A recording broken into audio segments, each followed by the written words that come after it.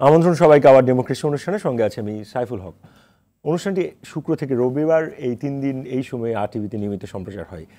দর্শক, 9 দফা থেকে সরে এসে সরকার পদত্যাগের 1 দফা দাবিতে রোববার থেকে সর্বাত্মক অসহযোগ আন্দোলনের কর্মসূচি ঘোষণা করেছে বৈষম্য বিরোধী ছাত্র আন্দোলন। 24 ঘন্টার মধ্যে দেশের সব বিশ্ববিদ্যালয়ের আবাসিক হল খুলে দেওয়ারও আলটিমেটাম দিয়েছে আন্দোলনকারীরা। এদিকে আন্দোলনকারীদের সাথে আলোচনায় বসার আহ্বান জানিয়ে প্রধানমন্ত্রী শেখ হাসিনা বলেছেন তাদের জন্য গণভবনের দরজা সবসময় খোলা। আটক শিক্ষার্থীদের দ্রুত ছেড়ে দেওয়ার নির্দেশনাও দিয়েছেন তিনি। চলমান আন্দোলনের মধ্যে আগামীকাল রাজধানী ঢাকার সব ওয়ার্ডে এবং দেশের সব জেলা ও মহানগরীতে জামায়াতের কর্মসূচি ঘোষণা করেছে আওয়ামী লীগ। বৈষম্য বিরোধী ছাত্র আন্দোলনের ডাকা বিক্ষোভে আজ রাজশাহী, চট্টগ্রাম, বগুড়া, বরিশাল সহ দেশের বিভিন্ন স্থানে সংঘাত সহিংসতার ঘটনা ঘটেছে। এমন প্রেক্ষাপটে দর্শক, আজ আমাদের আলোচনার বিষয় সংলাপ বনাম 1 দফা। আর এই বিষয়ে আলোচনার জন্য আমাদের সঙ্গে স্টুডিওতে রয়েছেন আওয়ামী লীগ দলীয় সাবেক সংসদ সদস্য, যুবলীগের প্রেসিডিয়াম সদস্য ব্যারিস্টার সেলিম আলতাফ জর্জ, রয়েছেন দৈনিক প্রথম আলোর যুগ্ম সম্পাদক সৌরভ হাসান, এবং আমাদের সাথে আরও রয়েছেন সুপ্রিম কোর্টের আইনজীবী হাসান তারিক চৌধুরী। আপনি তিনজনকেই আমাদের স্টুডিওতে স্বাগত। দর্শক, আপনিও চাইলে আমাদের সঙ্গে আলোচনায় অংশ নিতে পারেন। স্কলে দেখানো নম্বরে ফোন করে আপনার প্রতিক্রিয়া দিতে পারেন আপনার মতামত জানাতে পারেন, আপনার প্রশ্ন এমনকি লিখতে পারেন আমাদের ফেসবুকও। সরাসরি চলে যাচ্ছি মূল আলোচনায়। শুরুটা করতে চাই ব্যারিস্টার সেলিম আলতাফ জর্জ, আপনাকে দিয়েই। আমরা আজকের অনুষ্ঠানে যে শিরোনাম রেখেছি সংলাপ বনাম 1 দফা। আজকে আমরা দেখলাম দুপুরের দিকে প্রধানমন্ত্রী গণভবনে আন্দোলনকারীদের সাথে একটা আলোচনার আহ্বান জানিয়েছেন, সংলাপের আহ্বান জানিয়েছেন। ইতিমধ্যে তিনি পরিষ্কার করেছেন তাদের সব দাবি দেওয়া মেনে নেওয়া হয়েছে, আরও যদি কোনো দাবি দেওয়া থাকে সেগুলো মেনে নেওয়া হবে। এবং একই সাথে আমরা দেখলাম সন্ধ্যার পরে আন্দোলনকারীদের পক্ষ থেকে 9 দফা থেকে সরাসরি চলে গেছে তারা 1 দফায়। তো সেই ক্ষেত্রে আমার প্রশ্নটি হচ্ছে, এই আহ্বানটা যদি আরও আগে জানানো হতো তাহলে কি 1 দফা পর্যন্ত যাওয়া লাগতো কিনা? ধন্যবাদ আপনাকে। আমার সহ আলোচক সৌরভ ভাই, তারেক ভাই সহ যারা দেখছেন, শুভেচ্ছা জানাচ্ছি। এইটা এখন বিভিন্নভাবে আলোচনায় আসছে যে এইটা কেন প্রথমেই করা হলো না কিংবা কেন করা হয়নি। কিন্তু আমরা প্রথম থেকেই বলে আসছি যে স্টুডেন্টসদের যে ডিমান্ড কিংবা তাদের যে দাবি দেওয়াগুলো ছিল, এই বিষয়ে একদম প্রথম থেকেই সরকার সহ প্রত্যেকেই আমরা খুবই কম্প্যাশনেট ছিলাম। কেননা হাইকোর্ট যে রায় দিয়েছে তার পরবর্তী পদক্ষেপ সরকার নিয়েছে, নেয়ার পরে পরবর্তী পদক্ষেপগুলো ধীরে ধীরে নেওয়া হচ্ছে কেন তাদের দাবি দেওয়াগুলো মেনে নেওয়ার জন্য। তারা যে বৈষম্যের কথা বলছেন সেই বৈষম্যটা যেন না থাকে, একটা লজিক্যাল রিফর্মের দিকে আমরা সবাই যাচ্ছিলাম। এর ভেতরে যে ঘটনাগুলো ঘটার সেগুলো ঘটেছে। এখন স্বাভাবিকভাবে প্রশ্ন আসছে এইগুলো ঘটার আগে কেন করা হলো না, যেটা আপনার প্রশ্ন ছিল। এখন দেখেন, সবাই বলে প্রথমেই কেন করা হলো না এটা। এখন প্রথমত যদি করা না হয় তাহলে দ্বিতীয়ত যেটা করা যাবে না তা কিন্তু নয়। কেননা আমরা আদালতের যে রায়টার জন্য অপেক্ষা করছিলাম, সেই রায়টা হবার আগেই এই ঘটনাগুলো ঘটেছে। এবং এই ঘটনার যে আকস্মিকতা, এতে কিন্তু সবাই কিছুটা হতভম্ব হয়ে গেছে। যদিও এটা খুবই আকস্মিকভাবে ঘটনাগুলো ঘটানো হয়েছে, তারপরেও যারা এই ঘটনার সাথে সংযুক্ত তারা দীর্ঘদিন যাবৎ এই পরিকল্পনাগুলো করছে। কেননা যেইভাবে একের পর এক ঘটনাগুলো ঘটেছে, বুঝতে কোনো বাধা নেই। কেননা একটা পলিটিক্যালি এবং ideologically different group of people, যাদের মূল লক্ষ্য ছিল এই দেশের স্ট্যাবিলিটিটাকে ডিস্টেবিলাইজ করা, অস্থিতিশীল করে তোলা। কিসের উপরে ভিত্তি করে? ছাত্রদের যেই দাবি দেওয়া কিংবা আন্দোলন, এইটাকে ব্যবহার করে দে ইনস্টিগেট দ্য ভায়োলেন্স। পরিষ্কার সেই টাইমলাইনগুলো বা আমরা মোটামুটি গত বেশ কয়েকদিন ধরে আমরা গণমাধ্যমে দেখছি। কিন্তু আমি আজকের যেই আপনি বলছেন, আজকের যেই আন্দোলনের চূড়ান্ত 1 দফা যেটি ঘোষণা করা হলো, সেটি তো ছাত্ররাই ঘোষণা করেছে। না, that is very significant. That is very significant এই কারণেই যে ছাত্রদের 9 দফা, তার আগে ছিল 4 দফা, তারপরে 8 দফা, তারপর 1 দফা। হ্যাঁ, তারপর 1 দফা। এখন ছাত্রদের যে দাবি দেওয়া, এই দাবি দেওয়া কিন্তু কোনো একটা দাবি দেওয়া থাকতে পারে না। বিগত দিনে যত ছাত্র দাবি দেওয়া কিংবা আন্দোলন হয়েছে, প্রত্যেকেরই 5টা 6টা করে দাবি দেওয়া থাকে। কিন্তু এখন শেষে দেখা যাচ্ছে যাদের 1 দফা। দেখেন, দিস ইজ সিগনিফিকেন্ট এই কারণেই গত 14-15 বছর যাবৎ বিএনপিরও কিন্তু 1 দফা। তো যার কারণে এটা বুঝতে কোনো রকেট সায়েন্সের প্রয়োজন নেই জানার। খুব ভালোভাবে সাদা চোখেই বোঝা যাচ্ছে যে বিএনপির 14-15 বছরের এক দফা এবং শেষমেশ ঘুরে এসে ছাত্রদের নামে যারা এখন আন্দোলন করছে তাদের এক দফা, এখানে পলিটিক্যালি এবং আইডিওলজিক্যালি তারা ইনভলভ হয়ে গেছে এবং কারোর দ্বারা মোটিভেটেড হচ্ছে।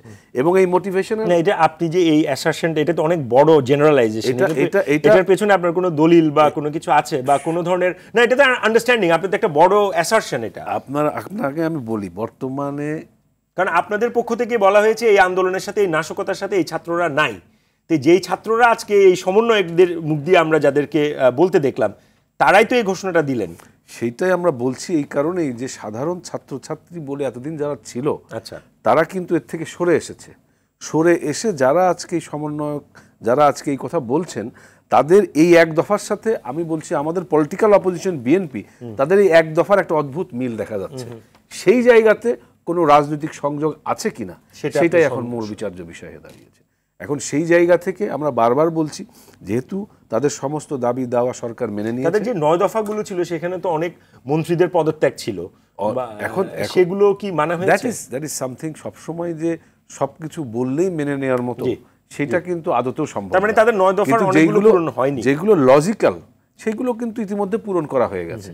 এখন সেটা পূরণ করার পরেও যখন তারা কেউ এই ধরনের কথাবার্তা বলার পরেও যখন মাননীয় প্রধানমন্ত্রী বলেছেন যে তারা এখনো আসতে পারে, আসার পরে তাদের কথা শুনে আমরা পরবর্তী সিদ্ধান্ত নেব, তো আমরা সেই পর্যন্ত অপেক্ষা করি। এবং মাননীয় প্রধানমন্ত্রী তাদেরকে যে আহ্বান জানিয়েছেন, আমি আশা করব তারা সেই আহ্বানে সাড়া দিয়ে মাননীয় প্রধানমন্ত্রীর সাথে দেখা করে কথা বলে আরও বাকি যে সমস্যাগুলো আছে সেগুলো মিটিয়ে ফেলতে পারে।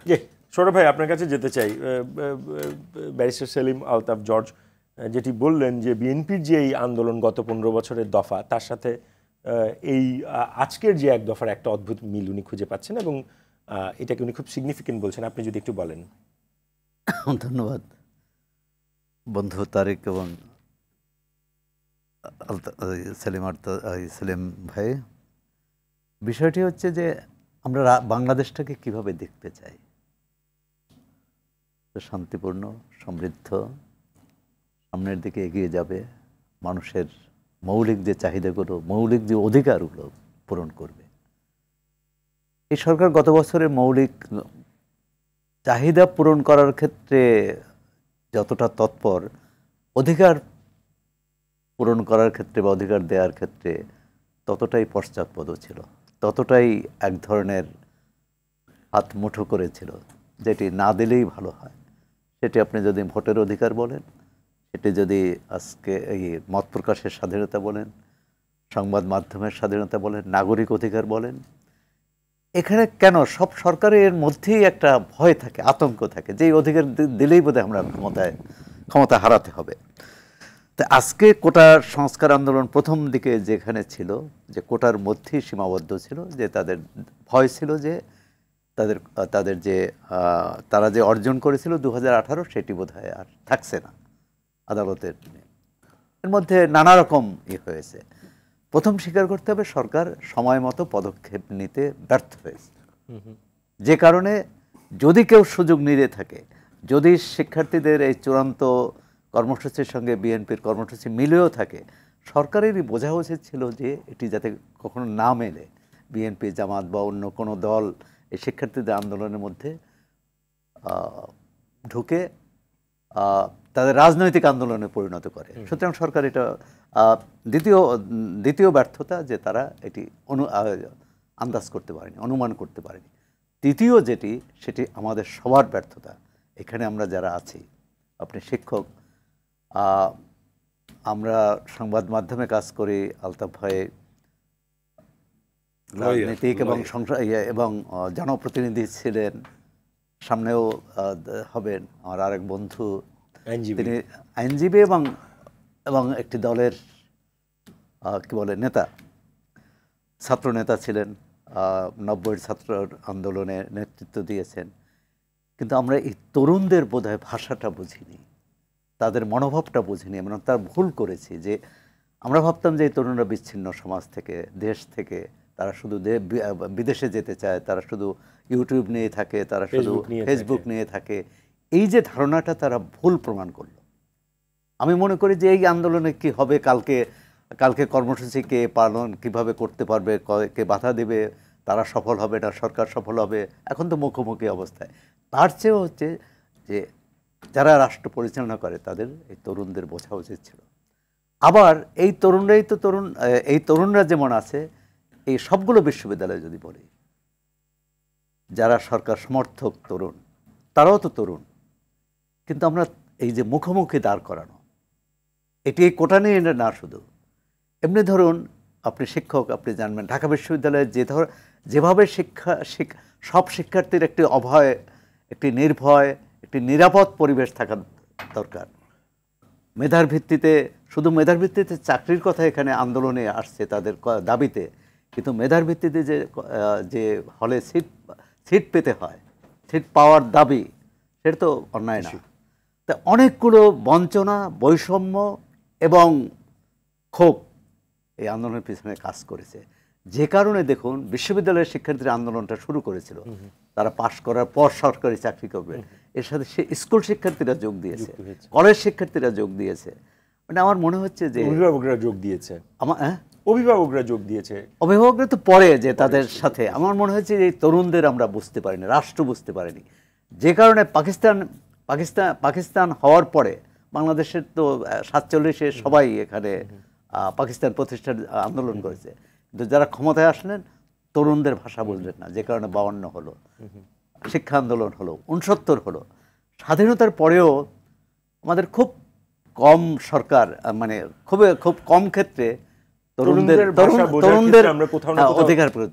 এখন যে বিষয়টি হচ্ছে যে কালকে কি হবে, বা সংলাপ না একদম। কালকে আমরা দেখলাম যে কারফিউটা 6টা থেকে 9টা পর্যন্ত শিথিল করা হলো, সকাল 6টা থেকে 9টা পর্যন্ত, কারণ কালকে একটা তো আশঙ্কা আছে যেহেতু অসহযোগের প্রথম দিন, আবার একই সাথে আওয়ামী লীগের পক্ষ থেকে তাদের নেতাকর্মীদেরকে পাড়া মহল্লা ইউনিয়নে প্রথমত হচ্ছে আমরা কোনো রকম সংঘাত চাই না। দেশের মানুষ শান্তিকামী মানুষ, শান্তি চায়, কিন্তু যেরকম মুখোমুখি অবস্থায় সংঘাত হবে, এবং কালকে যে সংঘাত হতে পারে তার আলামত ইতিমধ্যে পাওয়া গেছে। আজকে কুমিল্লা সহ বিভিন্ন জায়গায় সংঘর্ষ কিন্তু পুলিশের সাথে না। আজকে যতগুলো সংঘাত হয়েছে সেটি কিন্তু সরকারি দলের নেতাকর্মী এবং আন্দোলনকারী, মানে শিক্ষার্থী অথবা তাদের সাথে অন্য পক্ষ থাকতে পারে। আর চট্টগ্রামে তো দেখলাম যে দুই দলেরই নেতাদের, কেন্দ্রীয় নেতাদের, মন্ত্রীর, সংসদ সদস্য, মেয়রের বাড়িতে হামলা হলো, সাবেক মন্ত্রীর বাড়িতে হামলা হলো। এটি কি বলবো, যে এটা শুধু উদ্বেগ জানালেই কিন্তু আমার মনে হয় সমাধান হবে না। এটি কিভাবে করতে হবে, রাষ্ট্র যেভাবে চলছে আমার মনে হয় যে নতুন করে ভাবার সময় যেতে চাই। হাসান তারিক চৌধুরী, আপনার কাছে সংলাপ এবং অসহযোগ মানে এখন কি আর সংলাপের সময় আছে বলে আপনার মনে হয় কিনা, এই আন্দোলনের যদি পুরোটা বিশ্লেষণ করেন? দেখেন, প্রথমে আমি ধন্যবাদ জানাই আপনাকে এবং আমার দুইজন শ্রদ্ধেয় সহ আলোচক জর্জ ভাই এবং আমার পরম শ্রদ্ধেয় সাংবাদিক সৌরভ হাসান ভাইকে। অনেক কথাই উঠে এসেছে এবং যে প্রশ্ন আপনি করলেন যে সংলাপ এবং অসহযোগ এই সিচুয়েশনে এসে আর কোনো সংলাপের জায়গা আছে কিনা, ইতিহাস তো বলে সমস্ত যুদ্ধই সংলাপের মধ্য দিয়ে শেষ হয় এবং আমাদের বিশ্বযুদ্ধগুলো শেষ পর্যন্ত সংলাপেই গিয়েছে। তো সহিংসতা, রক্তপাত তো কখনোই শেষ কথা হতে পারে না। তো আমি অত্যন্ত দুঃখ ভারাক্রান্ত মন নিয়ে আজকে আমরা এখানে বসেছি, কারণ আমাদের প্রত্যেকের বুকের মধ্যে ক্ষত, বিশেষ করে একটা তো আছে রক্তপাতের ক্ষত, আর আরেকটা হলো আমাদের দেশের যে সাধারণ মানুষ, যারা মধ্য আয় নিম্ন আয়ের মানুষ, তাদের জীবনটা আগামীকাল থেকে কি হবে সেটার একটা প্রশ্ন। এবং আমাকে আমার সিএনজি চালক যে আমাকে নিয়ে গিয়েছিল এক জায়গা থেকে আরেক জায়গায়, সে আমাকে বলল যে আমাকে নির্ধারিত ভাড়ার চেয়ে আরও 100 টাকা বেশি দিয়েন, কারণ আমি চলতে পারছি না, এই কয়দিনের আন্দোলনে আমার অবস্থা কাহিল, কারণ রাস্তায় কোনো প্যাসেঞ্জার নাই। এইরকম একটা বেদনাদায়ক পরিস্থিতির মধ্যে আমরা আছি এবং যে সমস্ত বাচ্চারা মিছিলে আসে তাদের ঘরে চুলা জ্বলছে কিনা এটাও আমাদের দেখতে হবে এই পরিস্থিতির মধ্যে। সুতরাং এইরকম একটা জটিল পরিস্থিতিতে দাঁড়িয়ে ক্ষোভ বিক্ষোভ তো আছেই, এবং ক্ষোভের আগুনে যদি দেশটাই পুড়ে যায় তাহলে কোন দেশে আমরা অধিকার প্রতিষ্ঠা করব? এবং আমাদের দেশে এই ক্ষোভের সহিংসতার আগুনে মেট্রো রেল পুড়েছে, সরকার বিরোধী ক্ষোভের আগুনে, এ ক্ষোভ ন্যায্য ক্ষোভ, আমি বারবার বলবো, এই ন্যায্য ক্ষোভের আগুনে দমকল বাহিনীর গাড়ি পুড়েছে, এই ক্ষোভের আগুনে অনেক গুরুত্বপূর্ণ প্রতিষ্ঠান প্রাণও গেছে। প্রাণও গিয়েছে। এখন আমরা হয়তো আগামী 20 বছরে আরেকটা মেট্রো রেল স্টেশন বানাতে পারবো, কিন্তু যে প্রাণগুলো গিয়েছে সে প্রাণগুলো হয়তো ফেরত পাবো না। এখন প্রবলেমটা হলো, আপনাকে খুব সরাসরি প্রশ্ন করি, এটা কি খুব ওয়াইজ ডিসিশন হলো?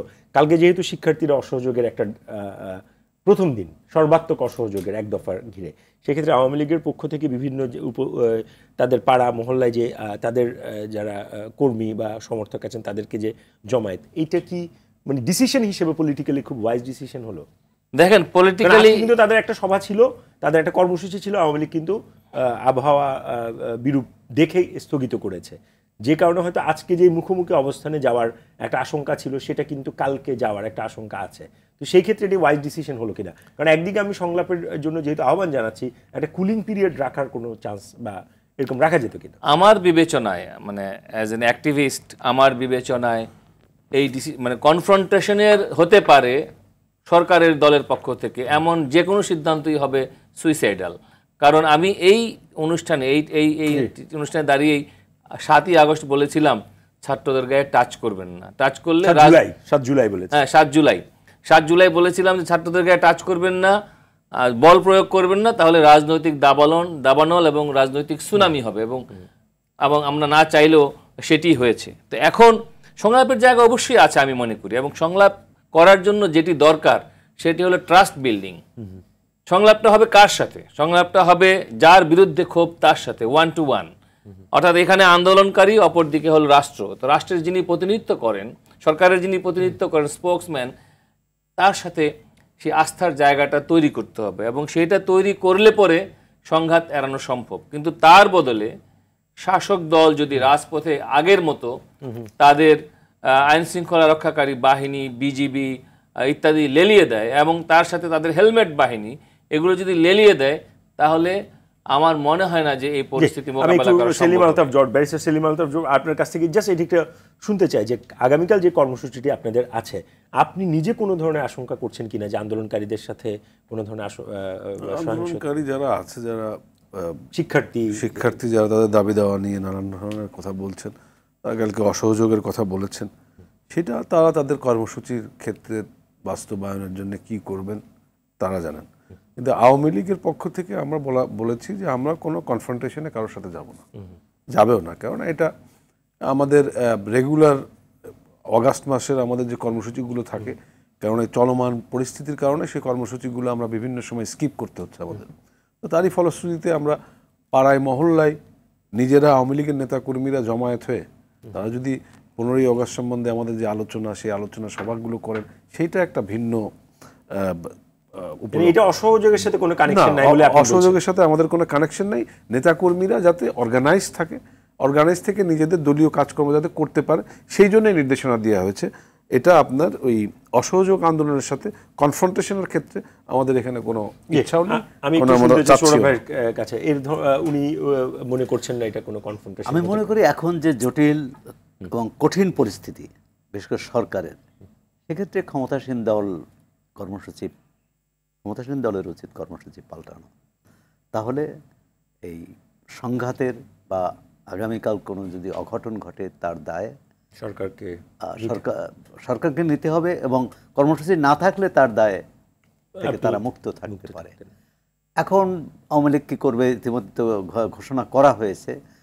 এখন ঘোষণা করার পর তাহলে আওয়ামী লীগকে এই নিশ্চয়তা দিতে হবে যে যার যার কর্মসূচি পালন করবে, বিশেষ করে শিক্ষার্থীদের কর্মসূচি পালনে সরকারের দলের পক্ষ থেকে, আইনশৃঙ্খলা রক্ষার দায়িত্ব তো আইনশৃঙ্খলা রক্ষাকারী বাহিনীর, সরকারের, কিন্তু দলের পক্ষ থেকে কোনো রকম হামলা, হুমকি, কনফ্রন্টেশনে যাওয়ার কোনো সুযোগ হবে না, এটি আমি মনে করি।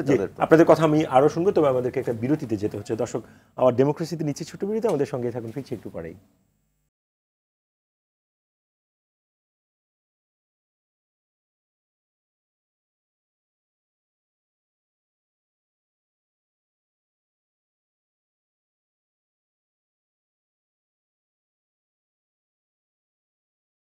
দর্শক বিরতির পর আবারও স্বাগত আওয়ার ডেমোক্রেসি অনুষ্ঠানে। আপনাদের সঙ্গে আছে আমি সাইফুল হক। আজ আমাদের আলোচনার বিষয় সংলাপ বনাম এক দফা। ফিরছি আলোচনায়। যেমনটা সৌরভ ভাই আপনি বিরতিতে যাওয়ার আগে বলছিলেন যে আগামীকাল যে অসহযোগ বনাম যে আওয়ামী লীগের কর্মসূচি রয়েছে, এর ফলে একটা আশঙ্কা আছে আপনার মনের মধ্যে, এবং অনেকের সাধারণ মানুষেরও একটা আতঙ্ক এবং আশঙ্কার মধ্যে আছেন। আপনি বলছেন যে এইটা এড়ানো যেত বা এটা স্কিপের একটা সুযোগ ছিল না। আওয়ামী লীগ কর্মসূচিটা পাল্টাতে পারত। এখন যখন পাল্টায়নি তখন আওয়ামী লীগ বিশেষ করে সরকার কোন মাইন্ডসেট থেকে এটা কি মনে হয় আপনার? আমরা তো দেখেছি যে পাশাপাশি যে কোনো এরকম পাশাপাশি বা কাছাকাছি এরকম সংঘর্ষ আওয়ামী লীগের একটা কর্মসূচি ছিল, আজকেরটা কিন্তু ওনারা স্থগিত করেছে। সেটা তো আমি মনে করি খুবই ইতিবাচক। এটা কি এরকম যে 9 দফা থেকে যেহেতু এক দফায় চলে এসছে, সেই কারণে সেটা তো অনেকেই এই সমীকরণ করবেন। এখন এই যে এক দফাটা কেন? সরকারের প্রতি এই শিক্ষার্থীদের যারা আন্দোলন করছেন তাদের অনাস্থা। এখন সরকারের দায়িত্ব সেই অনাস্থাকে আস্থায় পরিণত করা। আর যেমন প্রধানমন্ত্রী আজকে যে প্রস্তাব দিলেন আলোচনার, এই প্রস্তাব যদি এক সপ্তাহ আগে দিতেন আমি তো মনে করি যেটি সমাধান সহজ হতো। আরও অনেক বিষয়। এখন কঠিন কাজটি কিভাবে সরকার করবে সেটি তাদের উপর। আর শিক্ষার্থীদের জন্যও কিন্তু তারা যখন এক দফায় গিয়েছেন তখন তাদের জন্যও কিন্তু সহজ নয়। এবং তার সাথে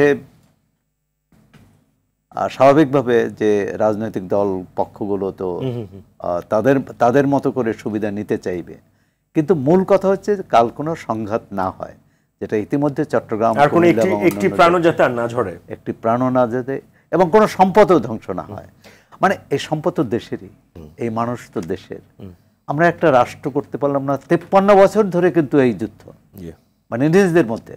আমরা পাকিস্তানিদের পরাজিত করে দেশ স্বাধীন করেছি, কিন্তু আপনি যদি দেখেন 72 থেকে এই যে এখন তো রাজাকার আলবদর জামাত ইত্যাদি বলা হয়, তখন তো 72 সাল তো আর এরা ছিল না, নিষিদ্ধ করা হয়েছিল ধর্মভিত্তিক দল।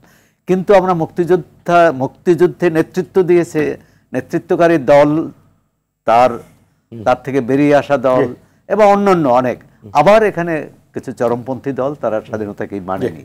সুতরাং একটা যুদ্ধ। জিয়াউর রহমানের আমলে সামরিক শাসন, এরশাদ আমলে এরশাদের সামরিক স্বৈরাচারকে পতন করে যে গণতন্ত্র আনলাম আমরা, সেই গণতন্ত্র কই? যখন বিএনপি ক্ষমতায় থাকে আওয়ামী লীগ ঘর ছাড়া দেশ ছাড়া, বিএনপি যখন আওয়ামী লীগ ক্ষমতায় থাকে বিএনপি দেশ ছাড়া ঘর ছাড়া। আমি একটু হাসান তারিক চৌধুরী আপনার কাছ থেকে একটু শুনতে চাই। শিক্ষার্থীদের আরও একটি আন্দোলনের ক্ষেত্রে একটি কর্মসূচি আছে যে 24 ঘন্টার ভেতরে দেশের সমস্ত বিশ্ববিদ্যালয়ের আবাসিক হল খুলে দেওয়ার তারা একটা আলটিমেটাম দিয়েছে, এবং গণমাধ্যমে অনেকগুলো জায়গায় আমরা দেখছি যে তারা বিভিন্ন বিশ্ববিদ্যালয় প্রশাসনকে তারা চিঠি দিয়েছে, জানিয়েছে যে আমরা যদি 24 ঘন্টার ভিতরে এই দাবি মেনে নেওয়া না হয় তাহলে তারা হলগুলোতে তাদের নিজ দায়িত্বে তারা তাদের রুমগুলোতে যাবেন, এবং সেই ক্ষেত্রে যদি কোনো ধরনের অনাকাঙ্ক্ষিত পরিস্থিতি হয় সেটা বিশ্ববিদ্যালয়কে দায়িত্ব নিতে হবে। এই মুহূর্তে যেই জায়গায় আমরা আছি, সার্বিকভাবে আপনার কি মনে হয় যে এই 24 ঘন্টার ভিতরে এই দাবিটি কি সরকারের পক্ষে পূরণ করা সম্ভব? আমার তো মনে হয় যে এটা পূরণ করা সম্ভব, কারণ মানুষ তো রাস্তায় নেমে পড়েছে, এবং তারা যে ঘোষণা দিয়েছে সিভিল ডিসঅবিডিয়েন্স, এই ডিসঅবিডিয়েন্সের মানে কি? আমি আর অবে করব না, অবিডিয়েন্সের মধ্যে আর আমি নাই। তাহলে যারা অলরেডি অবাধ্য হওয়ার ঘোষণা দিয়েছে যে আমরা আর সেই সুবোধ বালকটি নই যে বিশ্ববিদ্যালয়ের যে প্রক্টরের নির্দেশে আমরা চলবো, এখন আমরা সেই জায়গায় নেই।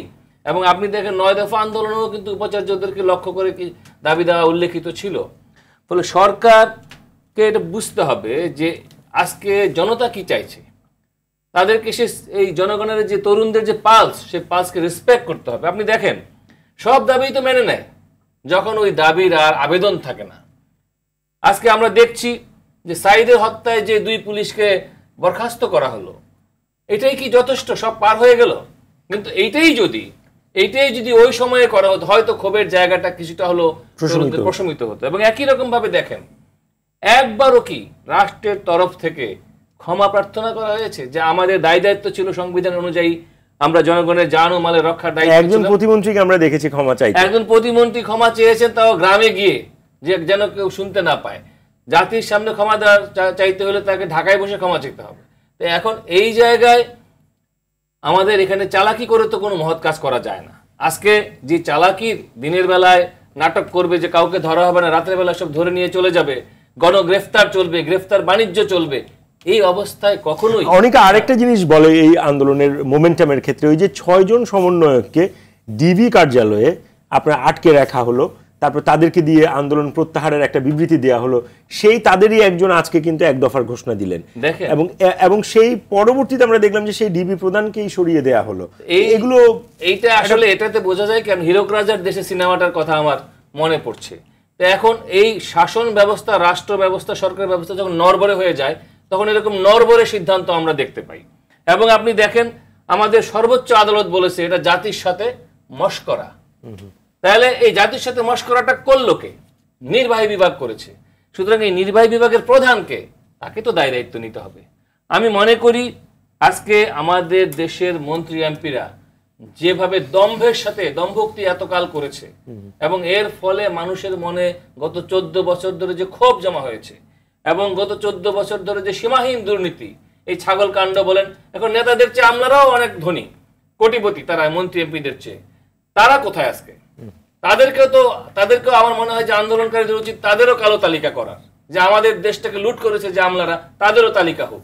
এবং এই যে নেক্সাস, অসৎ আমলা, অসৎ রাজনীতিবিদ এবং এর সঙ্গে জড়িত হলো আমাদের বিদেশি চক্র, যারা এই দেশটাকে স্থিতিশীল করতে চায় না এবং আমাদের দেশের বিকাশে যারা ঈর্ষান্বিত, সেই শক্তিও কিন্তু এই আন্দোলনের বিদেশি শক্তির আপনার কোনো দেখেন এখানে তো অস্বাভাবিক কোনো কিছু না। আপনি দেখেন আমাদের পার্শ্ববর্তী দেশের লোকজনের, পার্শ্ববর্তী যে দেশ, তাদের ভূমিকাটা কিন্তু একরকম, কিন্তু তার চেয়ে বেশি ভূমিকা আমাদের 7 সমুদ্র 13 নদীর পারের, সেখানে সিনেটররা উদ্বিগ্ন হয়ে বসে আছে এবং বিদেশে গিয়ে আমাদের দেশের একজন বিশিষ্ট ব্যক্তি বিদেশি হস্তক্ষেপের জন্য আবেদন করছে যে বিদেশিরা হস্তক্ষেপ করেন। তাহলে এই যে বিদেশি হস্তক্ষেপের জন্য আহ্বান জানানো, এটা স্বাধীনতা সার্বভৌমত্বের প্রতি আমি মনে করি শ্রদ্ধার ব্যাপার থাকে না। সেই জায়গায় আমাদের প্রবলেম, আমাদের তরুণদেরকে অত অবহেলা করার কিছু নাই, আমাদের শিক্ষার্থীদেরকে অমেধাবী মনে করার কোনো কারণ নেই। আমাদের দেশের অনেক মন্ত্রীদের চেয়ে তারা মেধাবী এবং তারা আমাদের দেশের অনেক বড় বড় আমলাদের চেয়ে তারা অনেক বেশি দূরদর্শিতার সাথে আন্দোলনের রূপরেখা দিতে পারে। ইতোমধ্যে মানুষের অংশগ্রহণের মধ্য দিয়ে এটা প্রমাণ করেছে। কিন্তু এখানে একটা কথা মাথায় রাখতে হবে, সেটা হলো যে বিএনপি, জামাত, যারা 14 বছরে পলিটিক্যাল রেসে ফেল করেছে, তারা এখন ঘর পড়া এই আন্দোলনের একটা বিশেষ দিক হলো তারা কিন্তু বিএনপি জামাতকে লাল কার্ড দিয়েছে। না, লাল কার্ড দিল তাদেরকে বহিষ্কার করতে পারে নাই। কারণ না, মানে আন্দোলনকারী যারা আছে শিক্ষার্থীরা, তারা কিন্তু আওয়ামী লীগ বলেন, বিএনপি বলেন, তাদের প্রত্যেককে লাল কার্ড দিয়েছে। অর্থাৎ প্রচলিত রাজনীতিকে তারা লাল কার্ড দিয়েছে। কিন্তু প্রচলিত রাজনীতির লোকেরা তারা ঠিকই ঘর পোড়ার মধ্যে আলু পোড়া দিতে গেছে এবং সেখানে তারা নিজস্ব ভাবে নানান বর্ণে তারা সেখানে গিয়ে শামিল হয়েছে। আমি একটু ব্যারিস্টার সেলিম আলতাফ আপনার কাছ থেকে শুনতে চাই, এই যে আন্দোলনের আপনারা একটা বড় জায়গা আপনারা ফোকাস করছেন যে আন্দোলনকারীর সাথে বিএনপি জামাত চক্র জড়িত হয়েছে বলেই আন্দোলনের রূপরেখাটা, যেটা একেবারে সরকারেরও ম্যান্ডেট ছিল, সেই জায়গা থেকে এখন এটা রিভার্স, এটা তো তারা গা বাঁচানোর জন্য বলছে, এটা আপনারা বলছেন, এটা আপনাদের একটা ন্যারেটিভ। কিন্তু তো এই আন্দোলনকারীরা তো বিএনপি বা প্রচলিত রাজনীতিতে তারা একটা লাল কার্ড দিল, সেটা নিয়ে কি বলবেন? তার মানে কোথাও না কোথাও রাজনীতিবিদরা তাদের আস্থার জায়গাটা ধরে রাখতে পারেনি, সেই জায়গাটা যদি একটু বলেন। আমরা কিন্তু প্রথম থেকেই বলছি যে স্টুডেন্টস তারা কিন্তু এই সমস্ত কর্মকাণ্ডের সাথে যুক্ত নয়। এই যে আপনার যেই নন ভায়োলেন্ট জায়গা থেকে এটাকে ভায়োলেন্ট করা হলো, সেই জায়গার ভেতরে স্টুডেন্টদের কোনো সম্পৃক্ততা নেই। না, সেটা আমরা প্রথম থেকেই বলছি। এখন তারা বিএনপিকে লাল কার্ড দেখিয়েছে কিংবা আওয়ামী লীগকে তারা মানতে রাজি হচ্ছে না, এটা যারা সাধারণ ছাত্রছাত্রী আছে এটা তাদের কথাবার্তা হয়তো সেরকম শোনা যেতে পারে, কিন্তু আমাদের কথা হচ্ছে যে তাদেরকে সামনে রেখে পেছন থেকে এই ঘটনাগুলোর সাথে জড়িত যারা আছে তারা হচ্ছে জামাত ইসলাম এবং বিএনপি। আমরা স্টুডেন্টদেরকে এই বিষয়ে কোনো কন্ডেম করছি না। জামাতকে নিষিদ্ধ করা হচ্ছে সরকারি সংগঠন হিসেবে। সেটা একটা প্রশ্ন এসেছে, এই আন্দোলনের এই টাইমিংটা কেন? এটা দিস ইজ মানে যারা এর সাথে যুক্ত, বিশেষ করে আইনমন্ত্রী, স্বরাষ্ট্রমন্ত্রী, ওনারা এই বিষয়টা বলতে পারবেন ভালো মতো। কেননা এখানে ব্যক্তিগতভাবে যখন জামাত ইসলাম তো এই দেশে বহু আগে রাজনৈতিকভাবে নিষিদ্ধ ছিল, তো তাদেরকে রাজনীতি করতে দেওয়ার পারমিশন দেওয়া হয়েছে। পরবর্তীতে বহু সময় তাদেরকে এই ধরনের নানান কর্মকাণ্ডের সাথে আপনার হিজবুত তাহরির সহ অন্যান্য যে সমস্ত সন্ত্রাসী সংগঠনের দেশে ক্রিয়াশীল ছিল তাদেরকেও আপনার জজ ভাই একটা প্রশ্ন করি, সেটা হচ্ছে যে আমরা যেদিন জামাতকে নিষিদ্ধ করা হয় তার পরের দিন গণমাধ্যমে একটি খবর এসছে, একজন মন্ত্রী বলেছেন যে জামাতকে নিষিদ্ধ করা হলেও তারা কিন্তু আন্ডারগ্রাউন্ডে চলে যেতে পারে, এবং আপনারা আশঙ্কা করছেন যে এই আন্দোলনের সাথে জামায়াতের একটা মদত আছে। তার মানে তাদেরকে আপনারা কি এরকম একটা স্পেস ক্রিয়েট করে দিলেন না যে তারা তো আন্ডারগ্রাউন্ডে গেলে তো এই আন্দোলনকে আরো বেশি ফুয়েল করবে? এটা কি এটা উনি যে বক্তব্য দিয়েছেন এটা ওনার ব্যক্তিগত পারসেপশনের জায়গা থেকে, এটা উনি ওনার মতো বলেছেন। আমি অবশ্য তার এই মতের সাথে একমত নেই। এই কারণেই, কারণ জামাত ইসলাম অলরেডি তাদের রাজনীতিকে চালিয়ে নেবার জন্য ডিফারেন্ট প্ল্যাটফর্ম তৈরি করে ফেলেছে। সেই পার্টিটার নাম এবি পার্টি, এবং তারা বহু আগে থেকেই জানে যে জামাত ইসলাম নিবন্ধন বাতিল হয়েছে, ভবিষ্যতে কোনো না কোনো ভাবে সেই মামলা এখনো চলমান, কোনো না কোনো ভাবে বাতিল হয়ে যেতে পারে। অতএব তাদের পলিটিক্যাল প্ল্যাটফর্ম কি হবে, যার জন্য কিন্তু তারা ভিন্ন সিদ্ধান্ত অনেক আগেই নিয়ে রেখেছে। অতএব তারা আন্ডারগ্রাউন্ডে যাবে কি ওভারগ্রাউন্ডেই থাকবে এটা আমি ব্যক্তিগতভাবে বলতে পারি না, কেননা এটা দেখতে হবে সামনের দিকে তাদের রাজনীতি কিভাবে চলতে পারে। মানে এখন আন্দোলনের যে মোমেন্টাম, এটা কেবল জামাতের ন্যারেটিভ দিয়ে এটা কি ব্যাখ্যা করা সম্ভব না? আমি কারণ ন্যারেটিভ দিয়ে আমি ব্যাখ্যা করছি না, তবে এইটা খুব পরিষ্কারভাবে বোঝা যাচ্ছে যে এই সহিংস ঘটনা এবং এই ভায়োলেন্সের সাথে জামায়াত ইসলামের সরাসরি কানেকশন আছে। সৌরভ ভাই একটু যদি বলেন, এই আন্দোলনের এই মুহূর্তের যে মোমেন্টাম, এইটা কি জামাত কাট দিয়ে এটা না পারবে কি পারবে না, তবে ক্ষমতাসীন দল বা সরকার একটা রাজনৈতিক সুবিধা নেওয়ার চেষ্টা করেছে, সুবিধা নিতে চাইছে। এখন ফল দেখা যাবে, কারণ জামাতকে নিষিদ্ধ করার দাবি অনেক দিন অনেক সংগঠন পক্ষ থেকে উঠেছিল। দ্বিতীয় হচ্ছে যে জামাতকে কি কারণে নিষিদ্ধ করা, এখন করা হয়েছে সন্ত্রাস বিরোধী আইনের অধীনে, কিন্তু জামাতকে নিষিদ্ধ করার কথা তো বাংলাদেশ রাষ্ট্রের যে মৌলনীতি তার সঙ্গে ধর্মভিত্তিক রাজনীতির সাংঘর্ষিক। অর্থাৎ আর ধর্মভিত্তিক রাজনীতি যদি আমরা নিষিদ্ধ করি, তাহলে জামাতকে যেমন নিষিদ্ধ করতে হয়, তরিকত ফেডারেশনকে নিষিদ্ধ করতে হয়, মুসলিম লীগকে নিষিদ্ধ করতে হয়, অন্যান্য ইসলামিক দল যার খেলাফত ইসলামী। এখন সরকার এটা কি নীতিগত সিদ্ধান্ত যে আমরা একটি সেকুলার রাষ্ট্র করতে চাই, অসাম্প্রদায়িক রাষ্ট্র করতে চাই, সুতরাং ধর্মের নামে যারা রাজনীতি করে এই রাজনীতি আমরা পছন্দ করি না, বা এই রাজনীতিকেই আমরা বাতিল করে দিলাম? আর সেটা তো হয়নি, হয়েছে একটি বিশেষ দলকে, তাও কিন্তু তার ধর্মভিত্তিক রাজনীতি, তার যে রাজনৈতিক দর্শন সে কারণে তাকে সন্ত্রাসী সংগঠন হিসেবে, এখন সন্ত্রাসী সংগঠন হিসেবে যুদ্ধাপরাধ আদালতে যে সন্ত্রাসী সংগঠন হিসেবে তাকে চিহ্নিত করেছে, সেটা কিন্তু ৭১-এর ভূমিকার কারণে, পরবর্তী ভূমিকার কারণে। আবার আমরা দেখেছি যে পরবর্তীকালেও তারা সন্ত্রাসী তাদের ছাত্র সংগঠন বা তাদের সন্ত্রাসী সংঘ এই তৎপরতায় ছিল, বিশেষ করে বিশ্ববিদ্যালয়ে বিভিন্ন বিশ্ববিদ্যালয়ে, এবং তখন ছাত্রলীগ তারা যদি জড়িত থাকে সরকার না জড়িত থাকে, তারা যদি জড়িত থাকে সরকার বারবার বলছে যে দোষীদেরকে চিহ্নিত করে তদন্ত করে বিচার করা হবে। তারা যদি, আমার প্রশ্নটা একটু বোঝার চেষ্টা করেন, তারা যদি জড়িত থাকে তাহলে তাদেরকে ধরে চিহ্নিত করে তাদেরকে বিচারের মধ্যে নিয়ে আসলে তো সেটা ক্লিয়ার হয়ে যেত, সেটাও তো ক্লিয়ার হচ্ছে না। না, সেটা করা হচ্ছে না। আরেকটি হচ্ছে ৮০-এর দশকে তো এটা তারিখ জানেন যে ৮০-এর দশকে তো প্রধান অভিযোগ তারা বিভিন্ন হলে রক কাটা, হাত কাটার রাজনীতি শুরু করেছিল জামাতের ছাত্র সংগঠন শিবির। কিন্তু তারপর তো আমরা দেখলাম যে ৯০-এর দশকে আওয়ামী লীগ বিএনপি উভয় দলই তারা জামাতকে ব্যবহার করেছে তাদের রাজনৈতিক স্বার্থ সিদ্ধির জন্য। বিএনপি সরকার গঠন করছে জামাতকে নিয়ে, আওয়ামী লীগ আন্দোলন করেছে। এখন যে বিষয়টি হচ্ছে ছাত্রদের, কালকে যেটা হয়েছে ছাত্রদের বিষয়ে, কোটা যেমন একটা সংস্কার, কোটা যেমন তাদের একটা ক্ষোভের বিষয় ছিল, আরেকটি ক্ষোভ কিন্তু এই ৩৩ বছর ধরে যে দল আওয়ামী লীগ বিএনপি ক্ষমতায় ছিল ৩৩ বছর ধরে, ছাত্রদের যে মৌলিক অধিকার, তার ভোট দেওয়ার অধিকার, তার প্রতিনিধি নির্বাচনের অধিকার, সেই ছাত্র সংসদ নির্বাচন বন্ধ রেখেছে।